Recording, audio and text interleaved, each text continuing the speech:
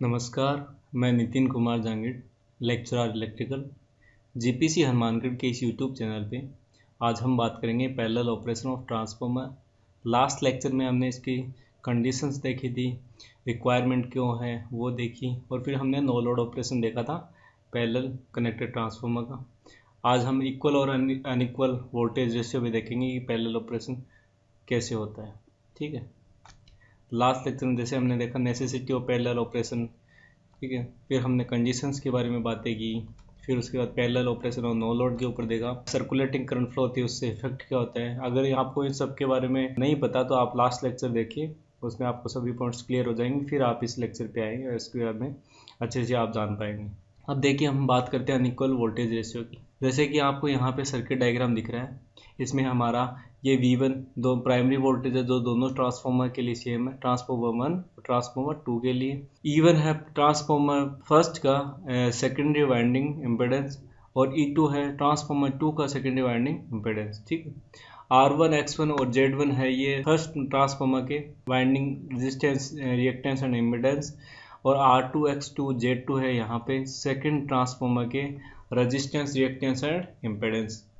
VL है load voltage या terminal voltage, IL है लोड करंट, और ZL है लोड इम्पेडेंस। ठीक है, जैसे कि आपको यहाँ पे क्लियरली दिख रहा है कि E1 और E2, ठीक है, अनइक्वल वोल्टेज रेशियो है, तो इंड्यूस्ड ईएमएफ E1 पहले वाले ट्रांसफार्मर और इंड्यूस्ड ईएमएफ E2 सेकेंड वाले ट्रांसफार्मर में।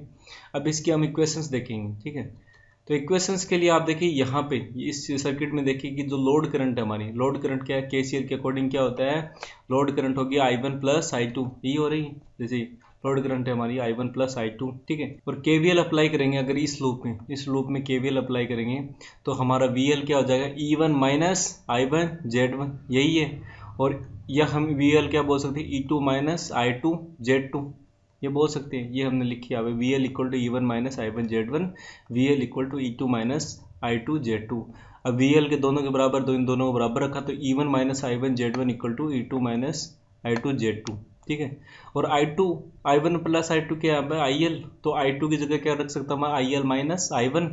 तो यहाँ से मेरे फाइनली एक I1 की इक्वेशन मिलेगी, वो मिलेगी E1 minus E2 upon Z1 plus Z2 plus Z2 upon Z1 plus Z2 into IL। ठीक है, तो ये जो कंपोनेंट है ना, ये है हमारा सर्कुलेटिंग करंट। जैसे हमने नो लोड ऑपरेशन में देखा सर्कुलेटिंग करंट की इक्वेशंस क्या होती है, E1 minus E2 upon Z1 plus Z2। तो ये जो टर्म है ना हमारा, ये है सर्कुलेटिंग करंट का कंपोनेंट। और ये जो है ना हमारा, ये है लोड शेयरिंग पे, कि लोड को कितना करंट शेयर कर रहा है प्राइमरी के द्वारा।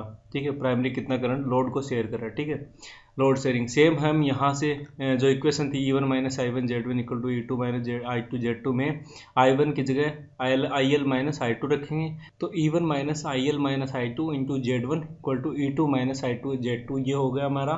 और फाइनली हम इसको इक्वलाइज करेंगे तो हमें मिलेगा I2 equal to E2 minus E1 upon Z1 plus Z2 plus Z1 upon Z1 plus Z2 into IL। ठीक है, सेम यहाँ पे भी जो ये कंपोनेंट है हमारा, ठीक है, ये बताएगा हमें सर्कुलेटिंग करंट को, IC को। ठीक है, ये पार्ट, और जो सेकेंडरी है वो बताएगा कि सेकेंड ट्रांसफार्मर द्वारा लोड में कितना करंट डिलीवर या लोड को कितना करंट सप्लाई कर रहे हैं। ठीक है, तो हम स्टेटमेंट देखते हैं, current I1 and I2 has two components. First component का transformer share of load current, कि कितना लोड करंट ट्रांसफार्मर द्वारा शेयर किया जाता है, प्राइमरी द्वारा शेयर तो ये है Z2 upon Z1 plus Z2 into IL, और सेकेंडरी द्वारा Z1 upon Z1 plus Z2 into IL। और दूसरा कंपोनेंट क्या, सर्कुलेटिंग करंट, तो प्राइमरी का सर्कुलेटिंग करंट है E1 minus E2 upon Z1 plus Z2, और सेकेंडरी में circulating current E2 minus E1 upon Z1 plus Z2। ठीक है, अब देखिए वो तो बात हुई अनइक्वल वोल्टेज रेशियो, जब वोल्टेज रेशियो इक्वल नहीं हो। अब देखते हैं हम इक्वल वोल्टेज, जब इक्वल वोल्टेज रेशियो हो तो यहाँ पे जो हमारे इंड्यूस ईएमएफ है E1 और E2 वो दोनों इक्वल हो जाएंगे ना वोल्टेज रेशियो। ठीक है, तो वो जब दोनों इक्वल हो गए तो उस केस में हमारे पास ये I1 के अंदर ये फर्स्ट टर्म IC का मान कितना हो जाएगा, 0, सर्कुलेटिंग करंट 0, और यहाँ पे भी सर्कुलेटिंग करंट कितना हो जाएगा, ये भी हो जाएगा 0।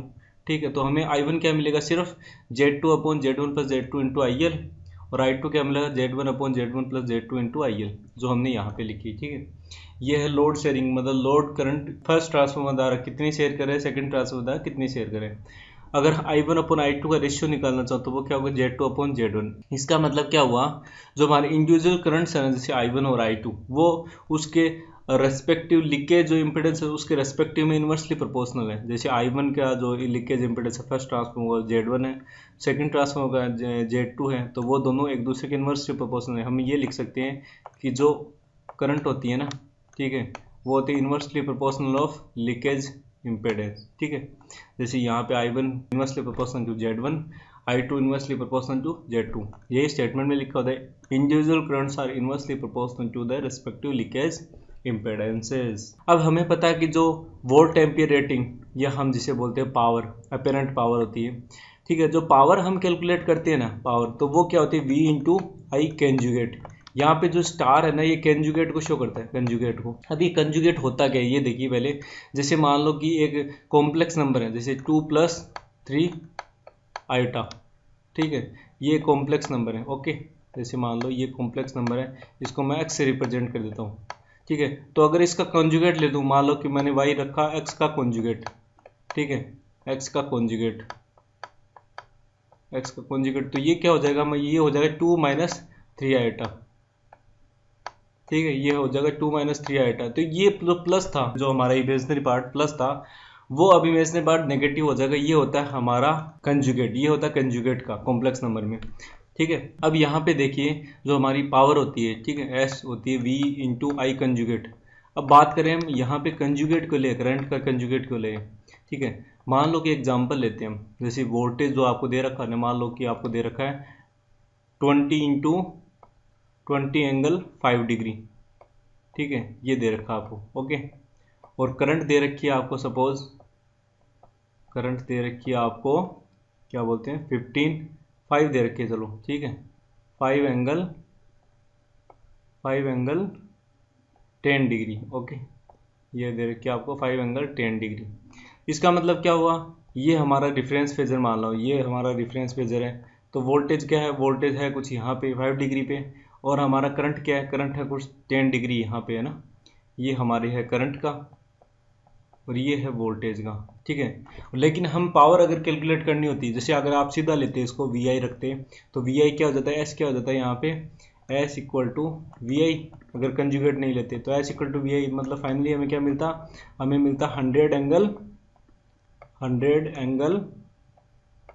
15 डिग्री, ऐड हो जाता है ना एंगल, ठीक है, ये हो जाता है 100 एंगल 15 डिग्री, ठीक है। लेकिन हमें क्या होता है, पावर कैलकुलेट करने के लिए हम जो एंगल लेते हैं, ठीक है, जो पावर एंगल लेते हैं, जो थीटा एंगल होता है, जो फाई एंगल होता है, जिसको हम फाई पावर फैक्टर एंगल बोलते हैं, वो क्या होता है, angle between voltage and current. यही बोलते हैं कि वोल्टेज और करंट के बीच का एंगल जो होता है वो होता है हमारा पावर फैक्टर एंगल, ठीक है, वही शो करते हैं। अब यहाँ पे तो जगह अगर कंजुगेट नहीं लिया तो हमें फाइनल क्या मिला, 100 एंगल 15, मतलब 15 एंगल क्या हुआ, इस रेफरेंस से एंगल हुआ। लेकिन हमें तो एंगल लेना है इन दोनों के बीच का, करंट और वोल्टेज के बीच का एंगल लेना है, तो वो एंगल होना कितना चाहिए, 5 डिग्री होना चाहिए था एंगल। तो इसीलिए हम क्या करते हैं, इसका कंजुगेट ले लेते हैं। तो अब इसका कंजुगेट लेके देखो आप, S equal to Y into I conjugate. तो जब इसका कॉन्जुगेट लिया तो हमें फाइनली क्या मिलेगा, 100, ठीक है, 100। और यहाँ पे करंट का कंजुगेट लेते हैं, यहाँ पे आ जाएगा माइनस, और माइनस मान ये जुड़े तो मतलब कितना आ जाएगा, -5 डिग्री।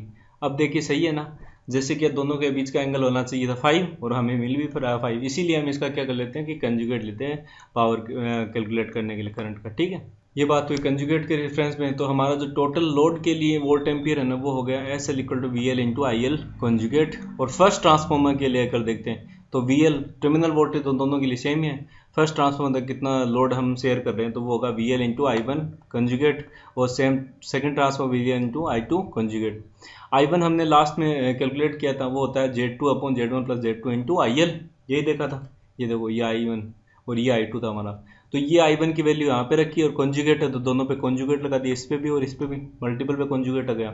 और VL इंटू IL कॉन्जुगेट था क्या था, जैसे VL, ठीक है, और इंटू IL कॉन्जुगेट, ये हमें क्या मिलता है, ये मिलता है SL, ठीक है। तो यहाँ पे Z2 upon Z1 plus Z2 into का कॉन्जुगेट इंटू SL, ये हो गया फर्स्ट ट्रांसफॉर्मर था। और सेकंड ट्रांसफॉर्मर को देखते सेम यही, तो यहाँ पे I2 की वैल्यू रखी तो Z1 upon Z1 plus Z2 into IL, और उसका कंजुगेट होगा ना, दोनों का कंजुगेट है।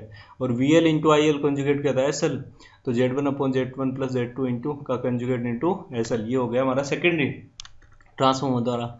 अगर मान लो आपको एग्जांपल में दे रखे हो ना, टोटल केवीए रेटिंग दे रखी हो लोड की, ठीक है, और आपको इम्पिडेंस दे रखा हो दोनों ट्रांसफार्मर का, तो प्राइमरी और सेकेंडरी दोनों ट्रांसफार्मर का कितना लोड हम शेयर करेंगे, कितनी केवीए रेटिंग शेयर करेंगे, वो आप यहाँ से इन दोनों फॉर्मूले से कैलकुलेट कर सकते हो। तो आप ये दोनों फॉर्मूले याद रखना, ठीक है। हमें पता है KVA rating inversely proportional to transformer के इम्पिडेंस पे होती है, ठीक है, उसके इम्पिडेंस पे होती है, ठीक है। तो यहाँ से हम जैसे हम यहाँ से देखिए S1/S2 से डिवाइड करेंगे तो हमें क्या मिलेगा फाइनली, Z2/Z1 यही मिलेगा, ठीक है। तो ये हमारा Z1, यहाँ से Z1 कैलकुलेट करें तो वो कुछ ऐसे आएगा ना, Z1 इक्वल टू हो जाएगा S2/S1 इंटू Z2, यही होगा। तो अगर Z1 इक्वल टू ये मिला हमें, इसका मतलब क्या हुआ कि वे अपनी केवीए रेटिंग के प्रोपोर्शनली लोड्स को शेयर कर देंगे, ठीक है। जैसे मान लो एक की केवीए रेटिंग 100 हो, दूसरे की केवीए रेटिंग 50 हो, ठीक है, और लोड को रिक्वायरमेंट है आपको 75 की, तो पहले वाला अपने लोड के केवीए रेटिंग के अकॉर्डिंग कितना 50 शेयर कर देगा और दूसरे वाला अपनी 25 शेयर कर देगा, तो 75 की रिक्वायरमेंट कंप्लीट हो गई।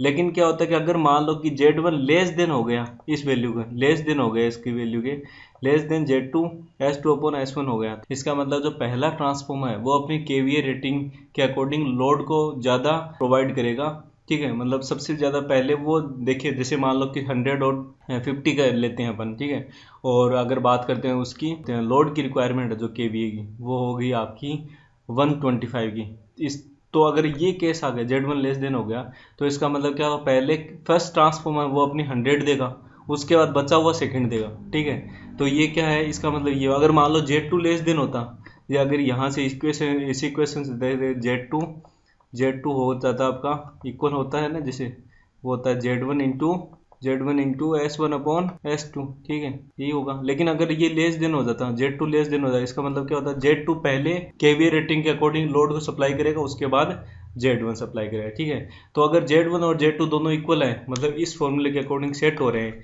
तो इसका मतलब क्या, वो अपने इम्पेडेंस के प्रोपोर्शनल में वो लोड को शेयर करें, अपनी केवीए रेटिंग के प्रोपोर्शनल में लोड को शेयर करें, इसका मतलब ये हुआ, ठीक है। ये बात की हमने पैरेलल ऑपरेशंस की, हमने आज दोनों लेक्चर्स के थ्रू पैरेलल ऑपरेशन को कम्प्लीटली एनालिसिस किया। आशा करता हूँ कि आपके सभी पॉइंट क्लियर हुए होंगे। फिर भी रिलेटेड क्वेरी है तो कमेंट सेक्शन में कमेंट कीजिएगा। धन्यवाद।